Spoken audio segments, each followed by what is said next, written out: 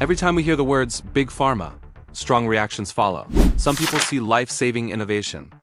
Others see corporate greed. The truth, according to decades of public records, investigative journalism, and regulatory data, is far more complex and far more revealing. This is not a story about secret rulers controlling the world.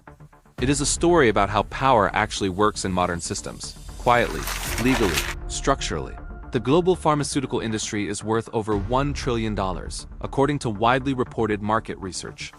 A relatively small group of multinational corporations dominates the development, production, and distribution of prescription medicines across North America, Europe, and much of the rest of the world. These companies produce treatments that save millions of lives. That fact matters. But they also operate under a profit-driven model that rewards certain outcomes more than others. And once an industry reaches this scale, its influence naturally extends beyond laboratories and into policy, pricing, and access. The real question is not whether pharmaceutical companies help society. The real question is how their structure shapes global health decisions and who benefits most from that structure. To understand this, we need to look at the first hidden mechanism: market concentration.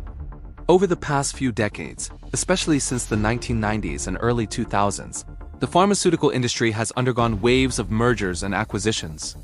Public financial records show that many smaller firms were absorbed by larger ones, reducing the number of major players controlling essential drugs. When fewer companies dominate a market, competition weakens. This gives those companies greater pricing power. In the United States, where drug prices are largely determined by the market rather than government negotiation, this power becomes especially visible. According to multiple international comparisons, some prescription drugs cost 2 to 3 times more in the US than in European countries, even when the medicines are identical. This difference is not driven by manufacturing costs alone. It is driven by who controls the market and how prices are negotiated. This system is legal, it is not hidden. But its consequences are rarely explained to the public in simple terms. And pricing power does not exist in isolation. It is protected by the second mechanism: patent control. Patents are designed to reward innovation. They give companies temporary exclusivity so they can recover research and development costs. This logic makes sense. However, multiple academic studies and investigative reports have shown that some companies use legal strategies to extend exclusivity beyond the original patent period. This practice is often referred to as evergreening. It can involve slight reformulations, new delivery systems, or dosage changes that qualify for additional patents. Each case is evaluated legally and outcomes vary. But the overall effect is clear. Generic competition is delayed, sometimes for years. When generics are delayed, prices remain high. And because many medications are taken daily or long-term, these extended monopolies generate billions in additional revenue. The common assumption is that high prices always reflect high innovation costs. The evidence suggests that legal strategy plays a major role as well. Now here's where the story becomes more uncomfortable. Even when governments attempt to control prices, the system often resists. This brings us to the third mechanism: lobbying and policy influence. According to publicly available lobbying disclosures, pharmaceutical companies consistently rank among the top lobbying spenders in the United States. Similar patterns exist in Europe, though the systems differ. Lobbying itself is legal. It is part of democratic governance, but scale matters. These lobbying efforts influence how healthcare laws are written, how quickly generics enter the market, and whether governments can negotiate prices directly.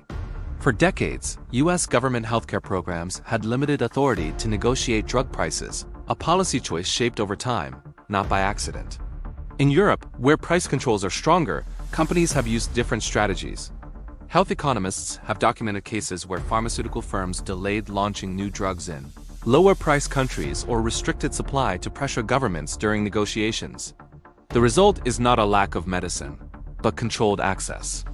Patients may face higher out-of-pocket costs, limited availability, or delayed treatments, not because science failed, but because market strategy intervened. At a human level, this creates quiet stress. Patients ration doses. Families make financial trade-offs. Healthcare systems strain under rising costs. And yet, the system continues to function because its influence is normalized. Now let's pause, because this is where most explanations stop. But there is a deeper layer that rarely gets discussed. Big Pharma's influence is not just about prices or patents. It also shapes what gets researched in the first place. According to industry analyses and public research funding data, pharmaceutical investment flows primarily toward treatments with large, predictable markets. Chronic conditions in wealthy populations receive far more attention than rare diseases or illnesses concentrated in low-income regions.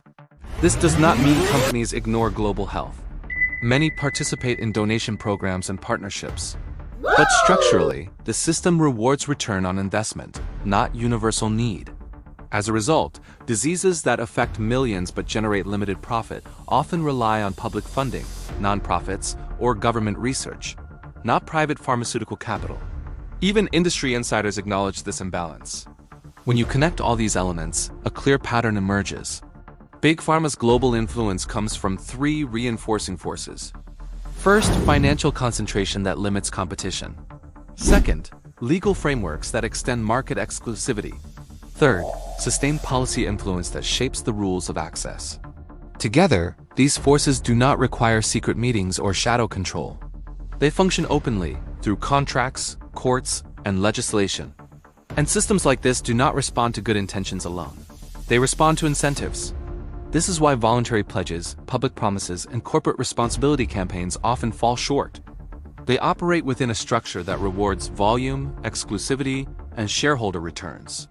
Real reform, according to most policy experts, tends to follow binding regulation, transparent pricing mechanisms, and public accountability. We have already seen small shifts. Some governments have begun negotiating prices more aggressively. Others require greater disclosure of research costs. These changes are slow, contested, and imperfect, but they signal pressure. The future of global medicine will likely depend on whether societies decide that access to essential drugs is primarily a market product or a public good. Big Pharma is not a single villain. It is a powerful system built on incentives that made sense to investors, but not always to patients. The truth about Big Pharma as global control is not that it secretly runs the world, but that it legally influences the rules of the game, often faster than public understanding can keep up. So here's the real question, and it matters. Should governments have more power to control drug prices, even if that risks slowing private innovation? Or is the current system the price we pay for medical progress? Think about it. Then share your answer. If you value calm, evidence-based global exposes that cut through noise instead of fueling fear, subscribe for daily insights. Thanks for watching.